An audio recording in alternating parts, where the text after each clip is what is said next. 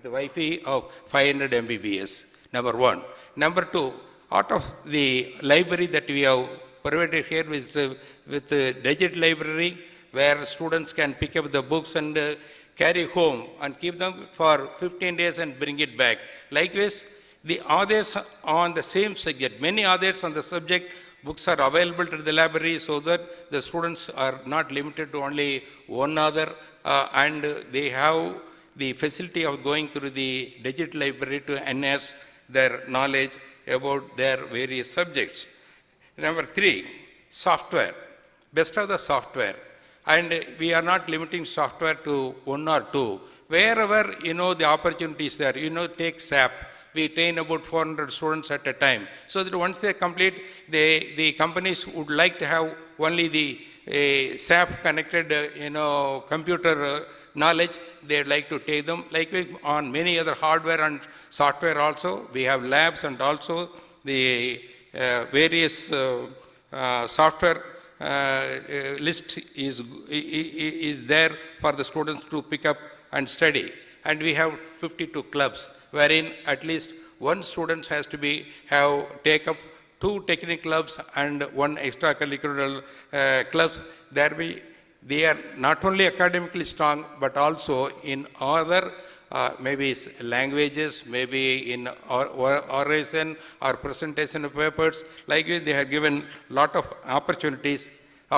For sports, we have provided all the sports facilities for basketball, tennis, cricket, volleyball, hockey, badminton, table tennis, carom, chess, gym, and thereby they are able to equip themselves not only internally but also physically also. We make them strong to carry on their activities. All these activities did not happen in one day. They are all made by brick. There's a saying, Rome is not built one day. That is why we built in bits and pieces, and they have gelled together organically and giving a fruitful function for all the students. Now, what all we have done, we just talk about it. What is that we are going to do next? The manpower has to be enriched so as to make more products which are useful to the society. There what we have to do is, today the pace of technology is such that any new gadget that is produced, you have a life of only a few years, maybe even a few months also. Just take for the black and white TV, take the computer. Size of the computer was, when we started, we had a fridge-like computer. I think that model still is available in our college. Likewise, you take the cameras, you take the cars, everything. There has been a change that has happened, and change will always happen. Whether we like it or not, technologically it is going to happen, so we have to adopt for the changes. Like so far as our institution, maybe when we started, we may not have so much of facilities, so much of buildings. Today it is not like that. We have built everything required for the use by the students. By this, we find there's a lot of change. Look at our faculty. We have old and young. Old means not I am naming the age. They are all senior professors who have got lot of experience, like our chief executive, Dr. Narajan. You take your civil engineering dean, Dr. Arunachalam, our aviation dean, Mr. Kolkata, and there are many. Then it is ably administered by our principal, Dr. Saravanan, with best of the HODs, Dr. Sivakumar, Dr. Valarmadi, Dr. Sarmila, Dr. Ratika, and Dr. Anusa, and so on. We do have our younger faculties who have been trained always on a monthly basis, and they are extremely doing well. I am extremely happy that so far faculty is concerned, they are doing extremely. Likewise, so far the students, maybe yes, when we started with, maybe there was small interest and other thing, but it is not like that. When people, chief guests like you, when they come and see our, institution, they used to tell me, why not convert into a university? When we find the students, the behavior, the discipline, etc., they look like university students. Why still you are keeping it as a college? That is the remarks I used to get from the chief guests. They used to come here. So far as the students are concerned, they are not limited to the academic only at the college. They are allowed to go make presentations of papers and also exhibit their project designs to various places. Today also I find some of the students took the car to Delhi, 22 of them, they got the second prize among all the participants out of the 42 people selected, and our college students got the second prize. Likewise, there are many, some have gone even abroad, select abroad. Even for sports also, they have been selected abroad. So far sports is concerned, so many medals. I think our principal has narrated the number of achievements that you have made. That way, so far our students are allowed to have a free time and free will to select the type of sports they would like to take, the type of SAP, the software they would like to take it up. Likewise, we give opportunities, and I am sure that in course of time, we will be ranking one among the best of the institutes in the country. To that extent, things are going on. At the same time, we'll have to, technologically, we'll have to look into what is happening. As I told you, the pace of technological improvements are so much. Unless we are able to adapt to that, we will not be able to make ourselves current so far as the subject concerned. For example, the typewriting, it was all done by Godrej and Facet typewriters. You all know, maybe many of you may not know about that also. At that time, if you type one page, and there is a mistake in between, they will have to erase and retype. Suppose you have to changes the paragraph, they will have to redo entirely, they have to do it. The typing alone, in an office, about 4 or 5 stenographers will be working. Today, what is the position? Everything is changed, totally changed. It is all computer-based typewriting is going on. Another perfect example is the Eastman Kodak. Eastman Kodak, they were one of the world first brands, top brands till 1990. Their business accounted for 90% of the films and 85% of the cameras. Now what has happened? The digital print is taken over the films, and the smartphones have taken over the cameras. That's how they lost Kodak totally. They have lost their business. Then HMV, you might have seen, I don't know how many of you have seen, that is a phrase well known in the field of recorded music, with the monogram of gramophone and the dog Nefer. What has happened? Introduction of the tape recorder, later on the CDs, and now the pen drives gradually erased the HMV from the market. And so far as the Ambassador cars, that was the first car produced in India in 1958. We had to wait for 1 year. Even to get an Ambassador car at those times, I remember I had to wait for 1 year to get it. What happened? In 2014, May, they had to announce they are suspending the production, manufacture of Ambassador cars. Why this has happened? When the Maruti cars were introduced, at that time they should have taken the clue and tried to improve their model, which they did not do, and therefore they failed. So far as the Enfield, Royal Enfield, they are also a very old company. What happened? They were introducing new models. They have been able to successfully even do the business. That way, unless we adopt to the changes, technology changes, we will be failing in all our endeavors. Same time, we look at the successful companies like, Intel. Their profit in 2000 reached $10 billion. Likewise, Cisco's sales, they also reached $14 billion. Walmart, which was a very small retailer, achieved $200 billion in sales. And the bank one of the small banks in America, reached to the top within first 10 of the banks in a very short time. These all has been possible because they employed technological innovations to achieve super performance. What did Intel do? They did invent a microprocessor. What did Cisco did it? They did the router technology. They have been able to successfully commercialize them also. Likewise, Walmart, as well as the bank one, they created unique linkages in their operations by using information technology. Thereby, they are able to get a differential cost compared to others. Therefore, in a dynamic global environment, technological innovation is imperative for competitive success.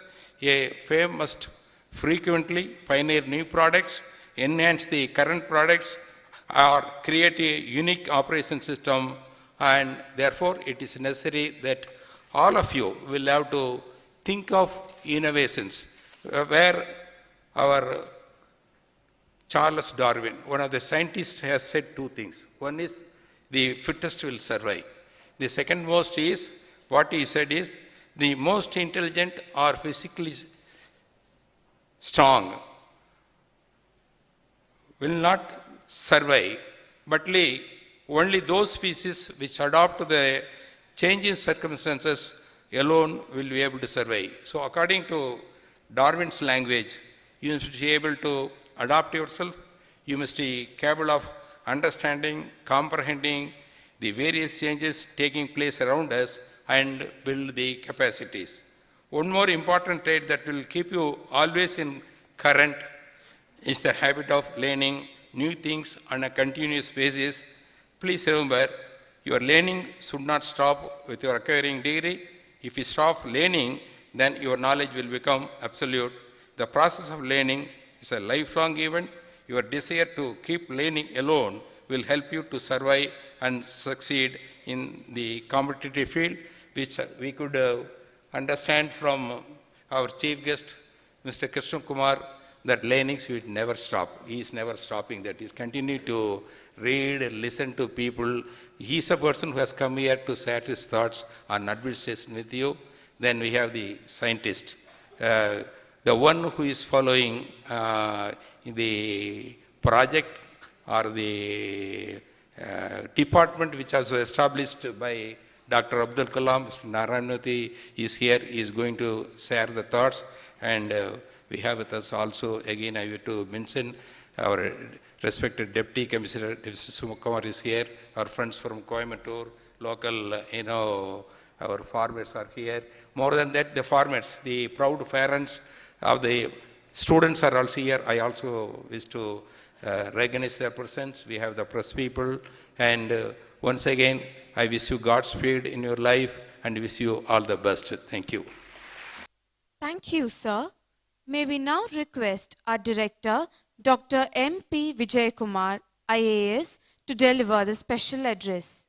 Distinguished guests, dear friends, I'll just take about 6-7 minutes. I know you'll be happy because we have got two eminent personalities in the dais to share their ideas with you. I'll just take about 5-6 minutes.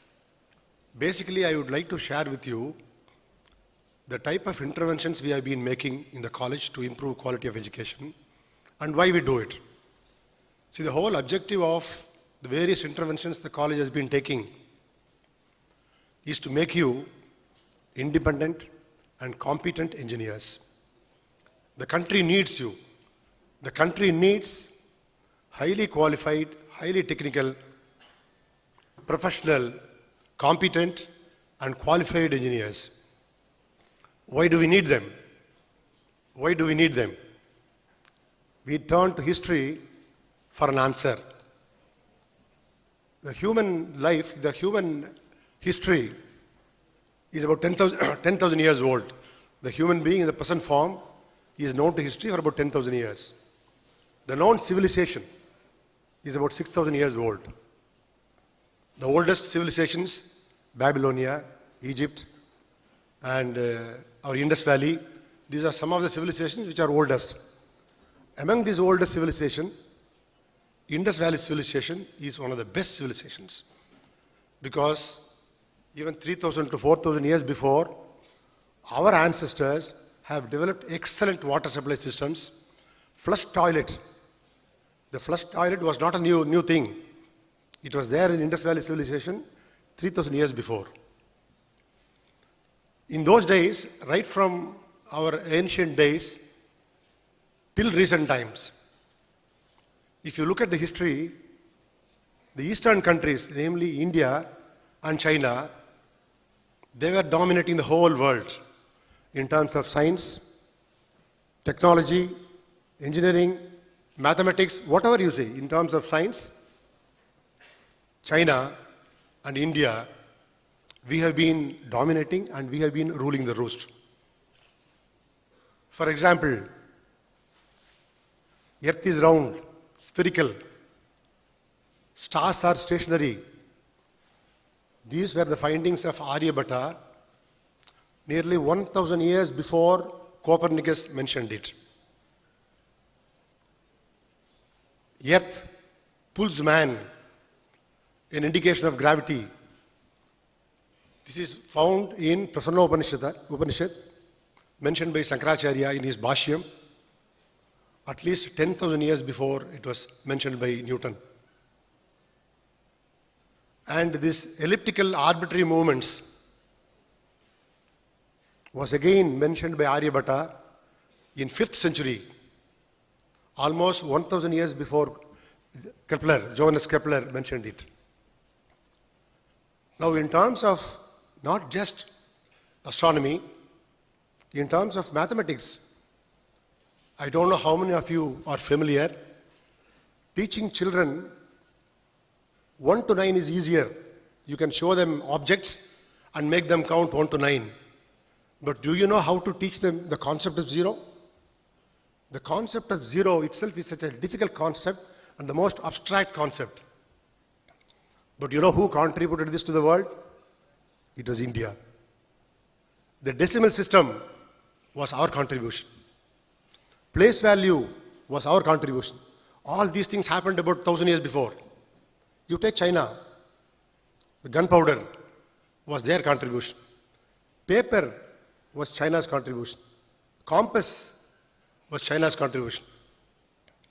The ocean-going ships with the rudder was China's contribution. What I'm saying, India and China were so dominant up to 1700 in terms of agricultural productivity, craftsmanship. You know, have you heard about Chinese porcelain? Ornately glazed, exquisite, translucent, best porcelain in the world. Indian cotton textiles, lubricant color. Our craftsmanship, agricultural productivity, science, technology, engineering, mathematics, in everything, we have been ruling until 1700. But between 1700 and 1900 AD, what happened was completely perplexing. With a great amount of disconsolation, we'll have to say that some miracle happened and West started dominating us. We were relegated to the background at least by 100 years. The community which had flush toilets 3,000 years before, now lamenting the whole area without a proper toilet. Now what happened? Now what happened was, between 1700 and 1900, the contribution of engineers,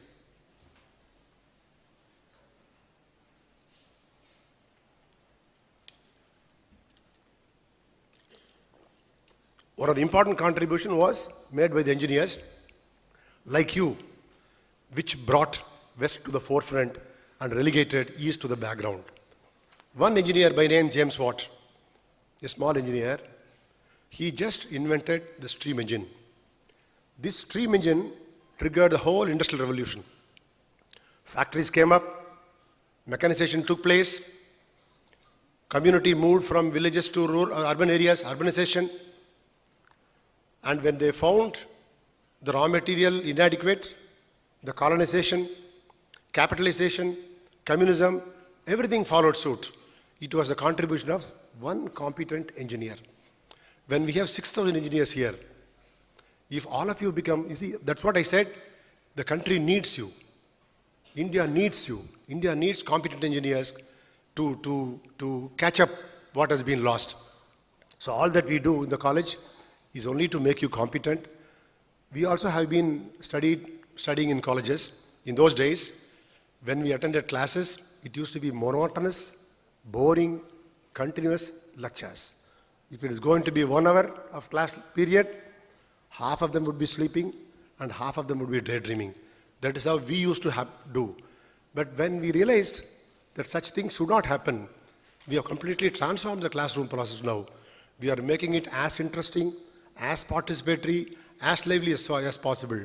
We start with an evocation, only to arouse your curiosity, followed by a lecture. There is discussion, there is opportunity for you to share, articulate, concept mapping. We are making the classroom interesting. In the classroom and outside classroom, we have indicators to groom your personality. The 14-point indicator is basically meant to groom you, engage you constructively, both in the classroom and out the classroom. So all our endeavor is to make you competent, and it is slightly delicate for me to say this, but when we say all these things, it has been demonstrated by the management. And as I mentioned, it is quite delicate, but then it is inevitable. I need to say this. Let us take Dr. S.V. Balasubramaniam as an example. Having started from a very small, humble family, you see the type of college he has built. We have in this college 181 acres of land, as against AICT's requirement of 7.5 acres. For starting an engineering college, it is enough you have 7.5 acres as per government's norms. But we have 181 acres of land with 24/7 water supply, power supply, Wi-Fi. In terms of built-up area, as per AICT's requirement, it is enough we have 5.5 lakh square feet of built-up area for academic purposes. But we have 30 lakh square feet of built-up area. And all these constructions have been made not lackadaisically or superficially or casually, with meticulous planning, precise execution. You can't see even a blade of grass protruding outside the limit prescribed for it. So that is the type of management he has built in. I need to say that when we need competent people to develop the country, we have a role model here. With a small, humble beginning, he could do this. It is not just college. You take any other institution where he is involved. The Sankara Eye Foundation, the managing trustee is here, one of the best institutions for providing free complimentary eye care in the country. Millions and millions of cataract surgery free of cost done for poor people. He is associated. Siriduli, I don't know how many of you are aware, in water conservation and preservation, one of the best role models in the country. Siriduli is another organization. Aliyar Temple of Consciences, another spiritual organization, best organization. But they are NGOs. Let us take his business, Banariaman Sugars, a company whose share price is commanding 2,020 rupees now, as against the sister organizations in the same district. You know how much is the share price of other organizations in the same district? 37 rupees. 37 rupees is the share price of other organizations. Nationally, if you look at the share price of other sugar factories, it ranges from 200 to 300 rupees.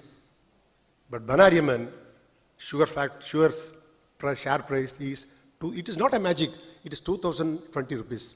So what I'm saying, if you're competent, if you're dedicated, if you become independent, sky's the limit. The country needs you, You need to develop your competency. Please take this 4 years of your career very seriously. Thank you very much, and I wish you all a glorious future. It takes a truly dedicated person to see opportunities in every aspect of life. And a dream doesn't become reality through magic. It takes sweat, determination, and hard work. Our chief guest of the day, Sri T.P. Krishna Kumar, IRS, Chief Commissioner of Income Tax, Coimbatore, is a multifaceted personality who has earned his academic credentials in political science from Sri Narayana College, Kollam. His unrelenting quest for knowledge and wisdom has enabled him to pursue law and to obtain his master's degree in business administration from the University of Hull. This veteran had his humble beginning as a probationary officer in the State Bank of India. His zeal to serve the nation successfully got him through the UPSC exams in 1983 and propelled him into the Indian Revenue Service. His ample experience in administration has gained him a vast repertoire of experiences in all parts of India, the north, south, east, and west. During his tenure, he has served in various capacities in the Income Tax Department across all responsibilities including assessment, investigation, administration, vigilance, and IT/AT. His unrelenting efforts in administrative reforms have made him gild various coveted positions. Presently, Sri T.P. Krishna Kumar adorns the post of the Chief Commissioner of Income Tax, Coimbatore, since September 2016. Sir, we now request you to address the gathering. Sri S.V. Balasubramaniam, Chairman, Banariaman Institute of Technology. Sri Narayana Murthy, Guest of Honor. Sri T. Gundan, Trustee and my good friend. Sri M.P. Vijay Kumar, Trustee. Sri D. Saravanan, Principal. Sri A.M. Nararajan, CEO. Dr. P. Tangaraj, guests, boys and girls.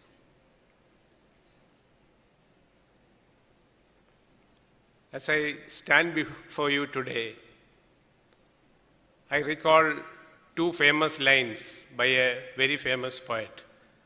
He said, "Bliss was it on this dawn to be alive, and to be young was very heaven." I repeat, bliss was it in this dawn to be alive, but to be young was very heaven. The French Revolution had just taken place, and Europe was happy that freedom was coming. Earlier it was autocracy. And so the poet, whosoever he was, he felt happy. But Marcus' second line, he said, "But to be young was heaven," nothing more than being young. You all are young, and we on this side, we are old fogies, so to say. We may claim that we are young mentally, but we are not. You are young. So me, when I have any opportunity to meet young people like you, I take it as a privilege and joy. And so when Dr. SPB and Mr. Gundan asked me to come over here, I was only too happy. Shortly, many of you will strike out into the world and take up jobs and make your families and live. And in a further short time, most of you will leave out. You will find India has great, great opportunities today.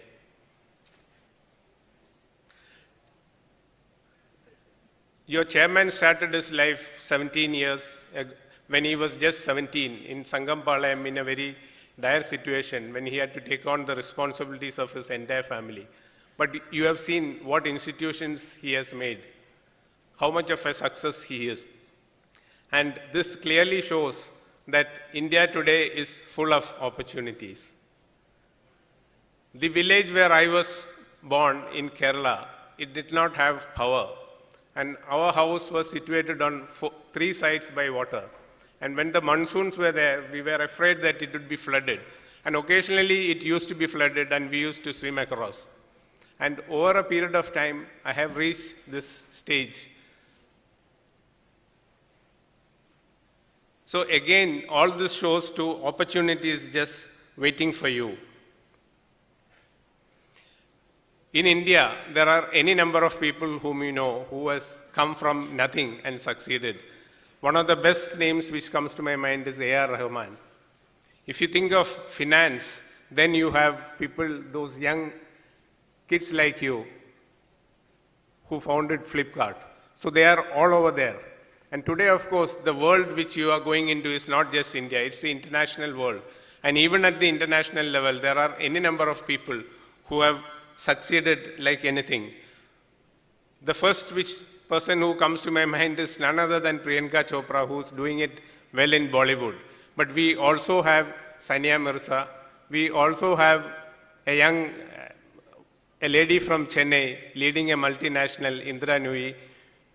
We have top executives in the world. You know these names, Sundar Pichai, Satya Nadella. And we have serial entrepreneurs and not just multi-millionaires, but multi-billionaires. You have Sabir Bhatia. You have Gururaj Deshpande, the founder of Sycamore Networks. So the world is a stage for you. But the world is also like that glass with water.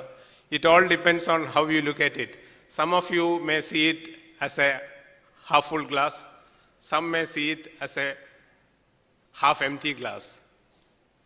But ultimately, if this glass has to fill up, what does it take? To me, it appears from my life's experiences that you basically need two things. One is the courage to venture out, and the other one is the need to be different, the power to differentiate, and the need to be different from the entire crowd. Venturing means the courage to strike out on its own and seize an opportunity when it is there. I come from Kerala, where there are hardly any jobs. And in the early 80s, when I was first looking for a job, I could never get a job. After passing out with first rank at school, college, and post-graduation level, I was unemployed for almost a year. And then I got a job. It was almost 3,500 kilometers away. So traveling at that time is something which was unimaginable. You had to catch the Madras Mail at Quailon, which takes you to Chennai Central by next morning. Then you wait somewhere in the station till evening. And then you catch the Coromandel Express to Calcutta, which took about 2 days. And then in Calcutta, the next day you catch a broad gauge train to New Bongagon. And from New Bongagon, you carry your luggage and you board a meter gauge train and you go to Guwahati. And if you go to Guwahati, my destination, which was Shillong, there was no train, so you had to catch a bus. It roughly took about 5 days. These